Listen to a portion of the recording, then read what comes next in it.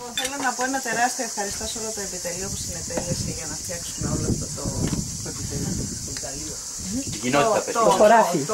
Το χωράφι της Τρούφας. Πιστεύω ότι ήταν πολύ ωραία ομάδα και εγώ κατασυγκινήθηκα, δηλαδή πραγματικά. Εντάξει, ήταν και τα παιδιά που ήρθαν και στο τέλος και όλοι ο καθένας. Το κεράσι στη τούρτα.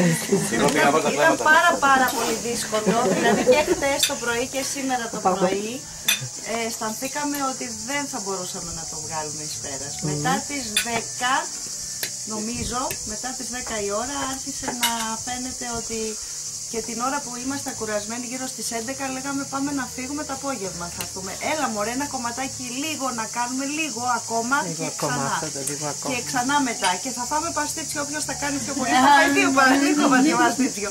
Και ξανά μετά. Και τελείωσε, δηλαδή είναι απίστευτο και μπράβο και συγχαρητήρια σε όλους μας. Το έχεις Μαρία, το έχεις.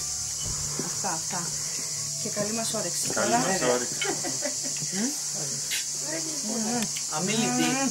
Αμίλητη.